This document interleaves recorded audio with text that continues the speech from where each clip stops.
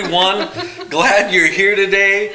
Here we are talking with Jake and Cassie Knight, and this is Gabriel on the floor. Gabe. And Gabe, there we go. And Zeke is over there sleeping right now. Shh. But what we're trying to do this morning, or this evening, depends when you're watching, is really talk to Jake about his story and kind of where God started with him and where he's at today. And we know that along the way, Cassie comes into the picture. So, I'm just going to start with Jake and have him just, explain when were you born, what was family life like, and just kind of move us through your early years in life. Well, I was born 1980 to a Jack and Lisa Knight. Dad worked at a motorcycle shop and Mom didn't work. Man, they were married for a couple years, had bought a little house, Dad drove a Chevelle. I mean, life was good, right? And everything went happily ever after, correct? Yeah, wish so, right? About 2 years in, you can only party so much in a marriage, and it has a tendency to wreck things. So right. my parents got divorced about when I was 2, and they split off for a while. I didn't see much of Mom after that until I was about 9 years old. Okay. Right, Mom was out writing her story and stuff like that. There was a falling out, big ugly custody battle. Divorces are never pretty, and Dad was awarded custody. From that point, I grew up with Dad. Dad got a job in the sawmill out there in Pope and Talbot. It was always me and Dad. Me and Dad were buddies. I was this little guy, and he was my dad, and it was always just me and Dad.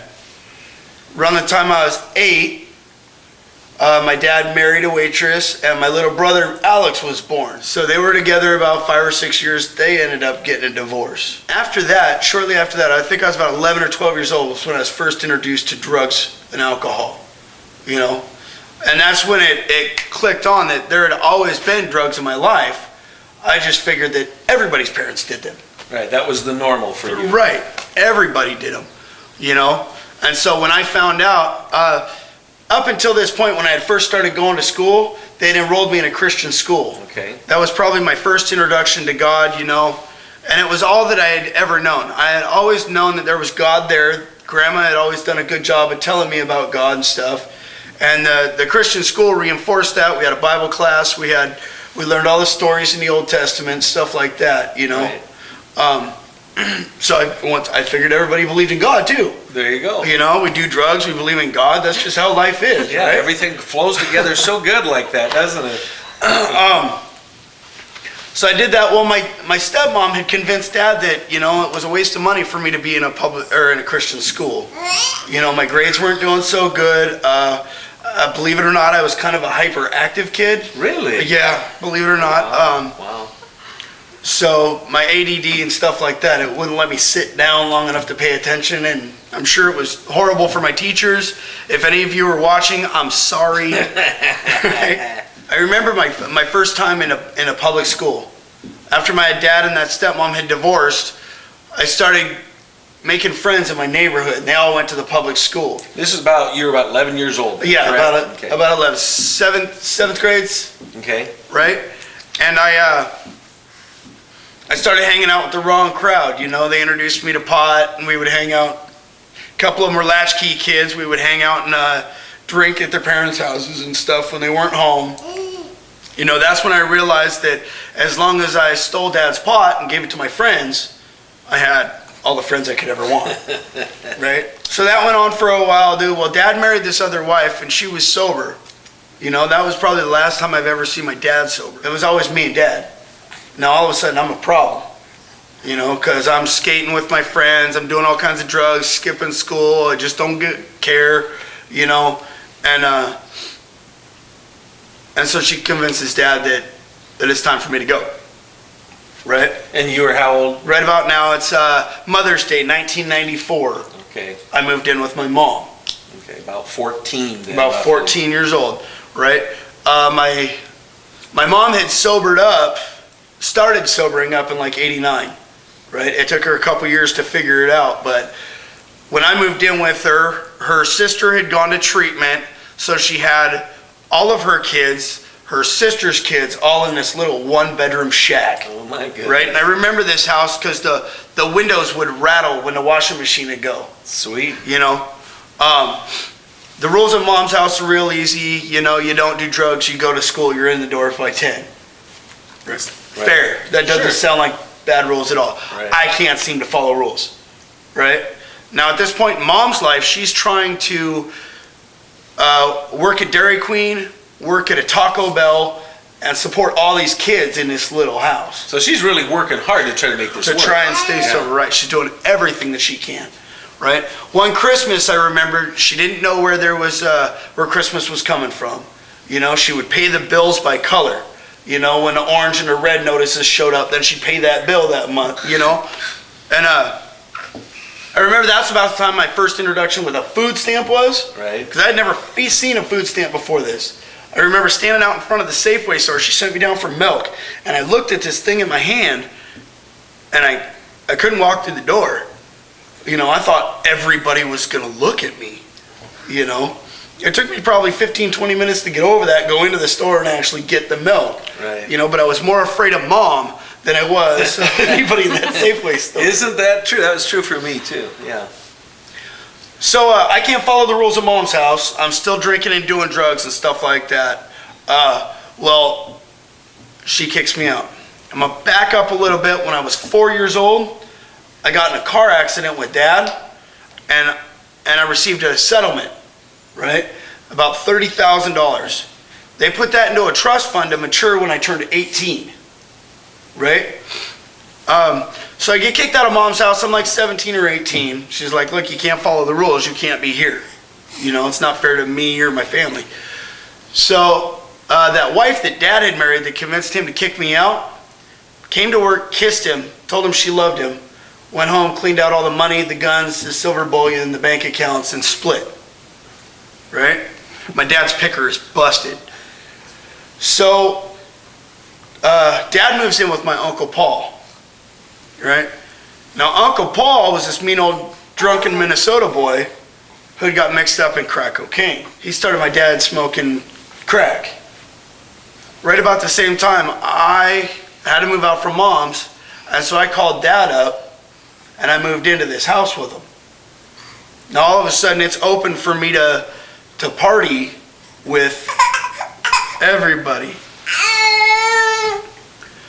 So Uncle Paul moves away from us because he can't be around drug addicts, right? And things get crazy with me and Dad. I blew through that trust fund, 2 Chevelles, probably in about a 9 or 10 month period. I'm about 18, 19 years old. And I remember looking at Dad one morning, dude, and you can count the ribs on the guy, you know? The water of the house was shut off. My family had tried to do an intervention on us once, and it was all bad. Yeah. So I called Mom and I said the magic words. I want to be sober, you know? And so she let me move in. Now, once again, I can't follow the rules. You know, I think that one was about 2001. I was probably like 21 years old. Okay. Right? I can't seem to follow the rules. I know I can't smoke crack, but, you know, if I want to drink and smoke pot, then that's okay. Right. Right? So that doesn't work out so well. Right about this time, I run into a buddy. I think I was 23 or 24 years old. I run into a buddy that's dealing methamphetamines. Right. Right. And he says, I want you to run for me. I want you to drive all my drugs around. I can't. I'm too busy. Right? And so I agreed to it, you know, and everything was going great. All of a sudden, I had a whole bunch of friends again. Right? And one morning, I show up to pay my man off, and he's not there. The cops had came and stormed the house. They had got him on 100 million charges of possession of stolen property, you know, all this other stuff. So now I got this problem. You see, I'm addicted to this drug that I never thought that I would ever be addicted to. So I went out and I found another drug dealer, and I hustled my money out for as long as I possibly could. I think I made it another 10 months or a year. But when none of the drug dealers or drug addicts want you to come into their house, It's a desperation and loneliness only an alcoholic or a drug addict knows. One night in particular, I remember I just needed to find some. And I went walking all over town trying to do everything I could just to get high. And nobody let me in their house. So finally, at about the middle of the night, I decided I'm going to go home and maybe try again tomorrow. And on the way home, I stopped and I said the first honest prayer that I had said in years. You know, and it wasn't save me and I'll do right, because I knew that promising wasn't. I tried that before. It wasn't working. Right. Get me out of jail and I promise I'll do better this time. You know, didn't seem to work. So I told him, dude, I can't. I called him dude, right? I thought any God couldn't look on me after what I had been doing. So I said, dude, if you're up there, if you're listening, if you're paying attention, give me a couple days or a week. Give me a chance. Get me away from this lifestyle, and I will do what I can to stay sober. You know? And no clouds parted, no thunder rolls, no seas parted. Man, I picked up my tweaker backpack, and I walked my blisters home. And the next morning, my mom came through the door and said she found me a bed at detox. And I took it as divine intervention. Oh, you bet. You bet. And this was probably about what? 2004. Okay, so you're 24 years old. 24 years old.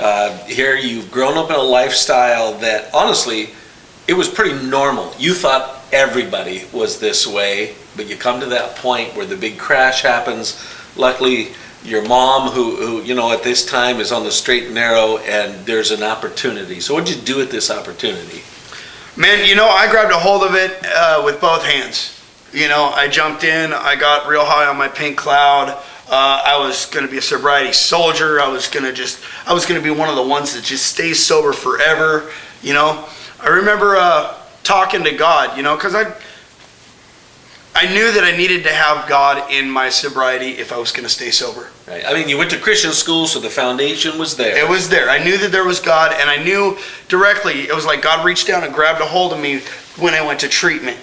So I knew who God was, and I knew He was going to walk with me in my sobriety, right? But I didn't know how. Right. Right. So I remember talking to Him about flowers and trees, and you know, when you're first sober, you're on this pink cloud that everything is just butterflies and rainbows, right? So I'm thanking God for all these flowers and these trees, and I tell Him, you know, God, I got these questions, you know. I'm a man, and I don't know how to live for You, and I'm scared. I got all these questions. How do I deal with anger and selfishness, greed, lust, rage? You know, all these emotions that just start dwelling up in me. How do I deal with this crap? You know, how am I going to deal with women and stuff? And right then, I walked by this box, and there's a cookbook in it. And so I picked this cookbook up, and underneath it is this personal promise study Bible. Right? And I open up the front page of that Bible, and there is anything that a guy could ever go through. Anger, worry, lust, greed, selfishness, you know, frustration, and the coinciding Bible verse that goes with it. Sweet. You know? Some people hear God as a little whisper, an intuitive thought, you know. Some of the answers that I've had from God have been just instantaneous and profound. You know, and I hang on to those with everything I can. Right. So here you are, you know, you're 25, 26 years old, you've gone through treatment, you've got some clean time, you had a relapse, short, long term kind of relapse? It was a real short. Real short one, okay. Short one, and then after that, okay, so it was short, and sometimes that's kind of what it takes to slap us to realize that that's not the lifestyle that we want. So what happened after that? Right about that time, I had met this redhead. You see, I came into AA in a relationship that there had been so much damage there that I knew that I couldn't make anything out of it. Right? Right. So my sponsor at the time told me, you need to make a list of qualities you want in a partner. You know? And it's got to be all looks aside. You know, if that person is the ugliest person on the face of this earth, but that's who God's got for you to be with, then that's who you get to be with. So I made this list, and I prayed over it, and I put it away, and just give God time to do what He does. Right. Right. And about 2 weeks later, I walk into this restaurant for a glass of iced tea, and I seen the cutest thing I've ever seen in my life, man. This little bubbly redhead with these Coke bottle glasses on, right? You know? And depending on who you ask, you'll hear a different version of the story, you know? Right? But one thing's for certain, I asked this girl out on a date, and she accepted eventually. Eventually? Eventually. Oh, she fought me tooth and nail. Really? Yeah, if you ask her, I begged for the opportunity. I groveled on the ground. I have to pause here. I gotta go to Cassie now. Yeah, what was this like? Okay, you're in a restaurant, meet this guy, he wants to go on a date. What's your initial reaction? No. That's why I told him. I said, no. So let's back up a little bit, because it's kind of funny how we met and how God and His hand was in the whole thing. See, I was raised Mormon, and born and raised in Tacoma, Washington. Well, about 8 years old, I go and visit my grandma for the summer in Hawaii. I come home, and we no longer live in Tacoma, we live in Bremerton. So from there, I didn't get, it started an emotional resentments and things like that as a child, because I didn't get to say goodbye to my friends. Oh, yeah. Just everything changed, and I didn't know anything about it. That, and I had an opportunity that, career-wise, in Hawaii, I was in ice skating, and they wanted to train me for free for the Olympics. Sweet. But since we had moved to Bremerton, there was no opportunity, because there was no ice skating rink here back then. Yeah, I guess to train for ice skating, you need an ice rink. Yeah, that might happen. They wouldn't let me stay down there. So there was, just as a child, brokenheartedness, just a whole lot of stuff started happening. So we moved to Bremerton. We're still going to church, but mom and dad are smoking pot, drinking, whatever. There was only me, my brother, and my sister at that time, so there was only 3 of us. When we moved to Bremerton, within a couple of years, there was 2 more. And my cousin, George, had also been in and out of the home as well. So a whole lot of dysfunction there. We moved a lot. About 12 years old, my parents bought a trailer, and we finally all had a home. By this time, school wasn't going so great. I didn't have a lot of friends because we kept moving, and didn't have a lot of time to make relationships and solid friendships, it felt like. So, I was an emotional basket case. We still sometimes went to church by this time, it had went downhill. I was kind of involved in the young women's programs there, but I didn't feel like I fit in. I didn't feel like I really fit in anywhere. So my brother and my cousin had been smoking pot, I guess, for some time, and I had caught them one time when they were smoking pot in the bathroom, and I wanted to fit in. So I thought, well, if I start smoking pot, then I can fit in too. Yeah. So that's about the time I was 14. That's about the time that I started getting into drugs and alcohol. Throughout that time, it only lasted between 14 and 19 or 20. But between that whole time, I had gotten into so much. I had been raped a couple of times, so and my dad didn't know how to deal with things. He started getting not only verbally abusive but physically abusive. So I ran away at 16. From there I got into methamphetamines and pills. There was a couple of times when I was 17, I had taken a bunch of pills and I was drinking just a whole handful. I didn't care what they were or whatever. I didn't want to be around. And, it was funny because I didn't overdose. It was just like 20 minutes later, I puked everything back up. Thank God. Thank God. Thank God, yeah. But, and that was, I was like, okay, really? Like, I believed God. I had a feeling I knew who he was, but I didn't feel like the religion I had grown up in was, I just didn't feel his presence there. So after 17, 18, I moved down to Florida with one of my boyfriends. Figured if I moved somewhere else, then we wouldn't be around the whole, drug and alcohol scene. Yeah, that doesn't work. You mean there's actually drugs and alcohol in Florida? I figured 3,000 miles away, Who would have thought? That didn't work out. I was there for about 3 or 4 months, and I had a spiritual moment, I guess. We were walking to our friend's house, and I don't know, something about that night was just different, and I just felt this presence over me, and I just dropped to my knees and I started bawling. Like, out of nowhere, we were just having a conversation, and the next thing you know, I just start bawling, freaking out, and I'm like, I've got to go home. I have to go home right now. So we get to our friend's house. I call my mom. I said, I need the soonest plane ticket you can get out of here. I've got to come home. So we get home. I try and break up with the guy because it wasn't working. Misery loves company, and I figured if he's being verbally and physically abusive, I need to get out of the situation. So I tried. That didn't work. So I move in with him. Right? That'll fix it. That makes sense, doesn't it? We get engaged, and I start working at this restaurant with my mom, and everything's going okay until I get a phone call at work one day.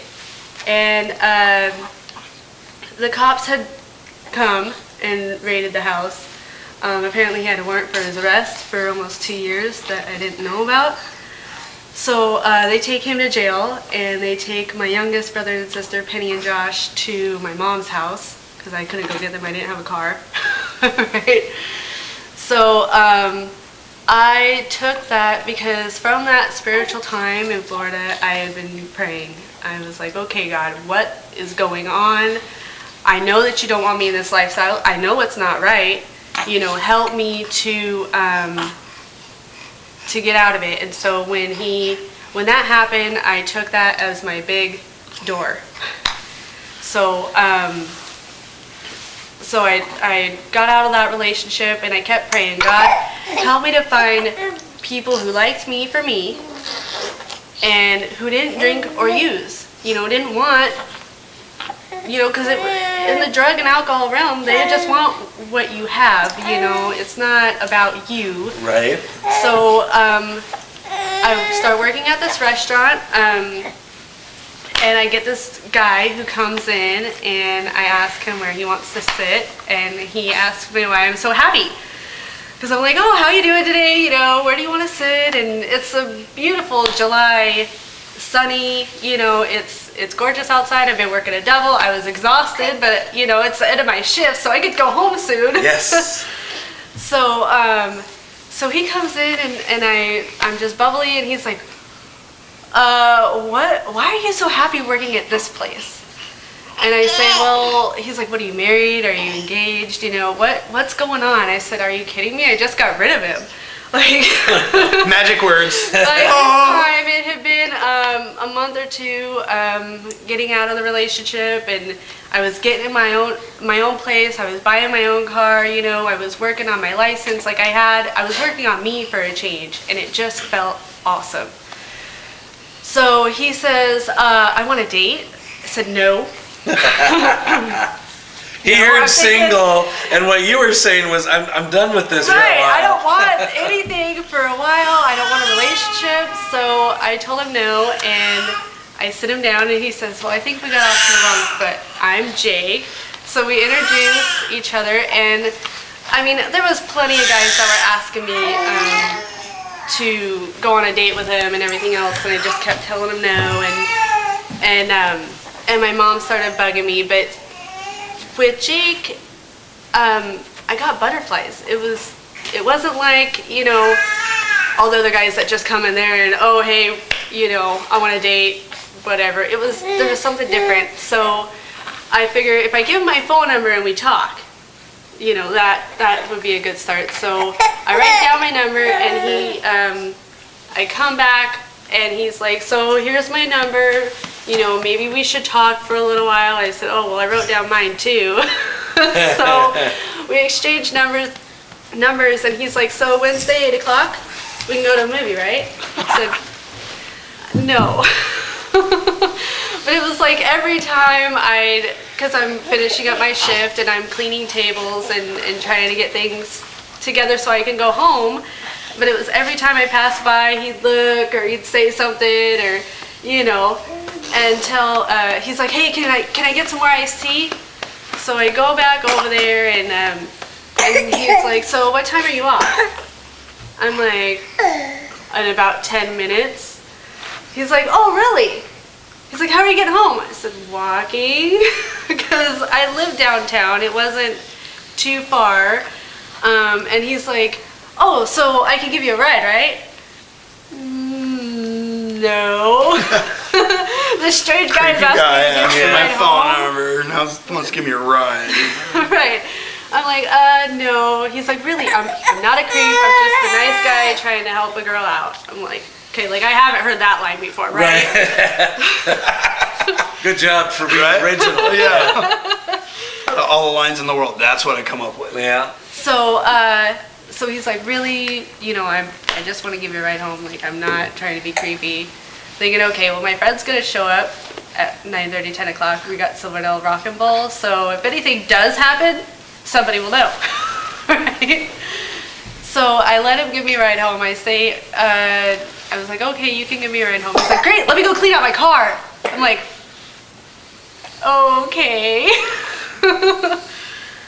So he gives me a ride home, and we hit it off so well that we started hanging out. We had discussed, we didn't want a relationship. We just wanted we were just friends. Right. We wanted a friend to hang out with who was sober, and we enjoyed their company. Because this is like a new lifestyle, really, for both of you. Yes. Mm-hmm. Yeah.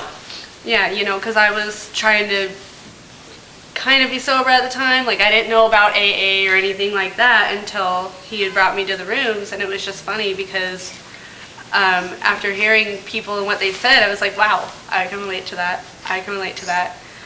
So after about a year or so, we'd, go back and forth. We'd be sober for a little while, and, we wouldn't. So I turned 21.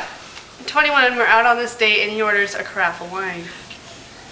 And you can't have Italian food without carafe, right? And it was on from there, but pretty much between September and January, things had gone downhill. It was pretty much, I had been in the same situation I was in when I had started praying to God, and it didn't work.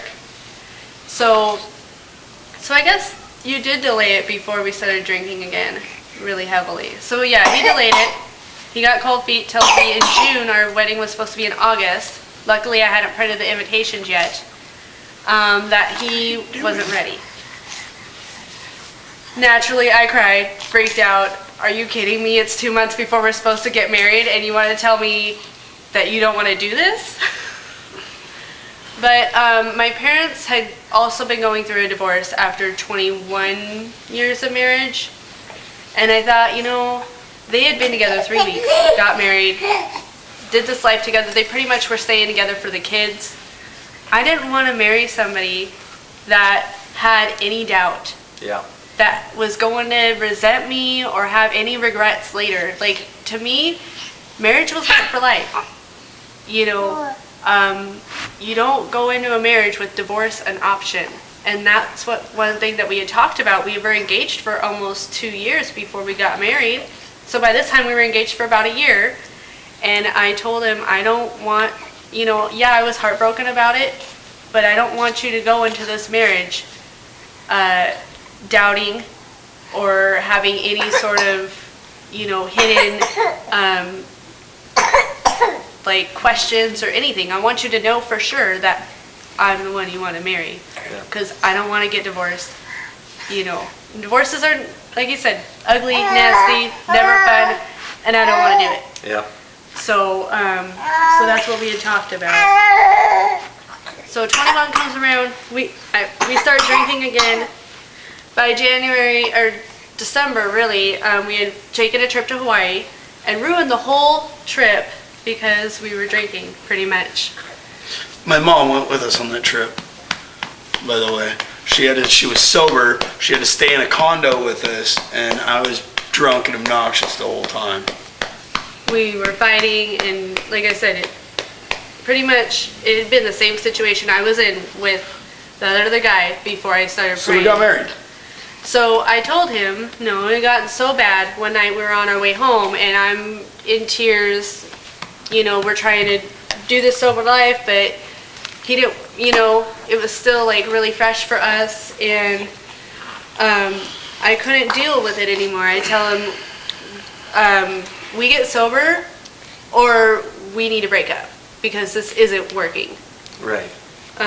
So we get sober, do this life. We both believed in God. We both knew that God put us together, so we start going to church and we get sober or it's done. So January 5th of 2008, we had stopped drinking and started getting sober again. Yeah. So now that the substance abuse is in the past, even though again you were raised with that being normal, you just knew that God had a better plan than that for your life. And so you guys came together, you got married, you've got beautiful twin boys now that have actually been very good for this interview. I'm proud of both of them, been very good. But I want you to both just tell us just real briefly, where are you with God today? I mean, is He guiding you, directing you? I mean, what is it like now that the relationship is God-centered, drugs and alcohol are out of the picture, God has given you some of the biggest blessings that you can have in children, and you guys now have the opportunity to do it different than your parents did. I mean, where are you at? Early in the marriage, right, we decided, before we even got married, we decided that we wanted God in our relationship. Absolutely centered of everything. We knew He brought us together, and we knew that that's how it was going to be forever, right? And so we made a pact that we wanted to follow God daily. If you're fresh, if you're just getting married, I encourage you to pray together, read together. It's tough to do sometimes. It's only a little verse.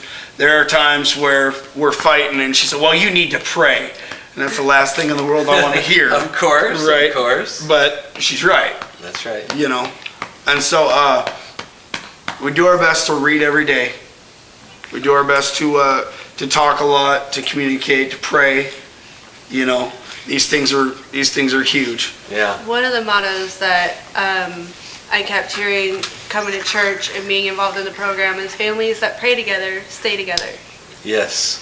So we try to make that a daily thing, even if it's 5 minutes that we get together, to try and come together, have some FaceTime, and so we got, let's see, when we moved out into Seebeck, there was this church out there, Christian something. Anyways, so we got involved in the youth program out there because we felt God was calling us to do something. So we got involved in the youth program. We were part of the volunteer staff out there for a little while, and then we had heard about Living Word. We, from a friend who was getting clean and sober and coming to church. So we started coming to church with them, and we really liked it here. It was small. We felt God's presence. We really liked it, especially when we moved back to Bremerton. Then it was really cool because you guys were closer than the Seebeck church. Right. And so we just felt our time was done there, and so we started coming to Living Word. And especially we were coming to the HAD meetings, and Jake had known Carrie Orange from treatment and things, so we started coming to church and getting involved in HAD a little bit more. So that was really big for us, especially the HAD meetings, because they were more spiritually based. Right. And that's a huge part of our recovery, you know, we want God to be in everything that we do, including our recovery. That's when I first got a chance to start going into KRC with Carrie and such. Yeah. I had taken over the Saturday night alumni meeting, but I wanted to give back because the treatment center was a pivotal point in my recovery and my life and what God had done for me. Yeah. And it's interesting how that you guys have realized that a Christian lifestyle isn't just knowing who God is. It's an active role, and really we're servants.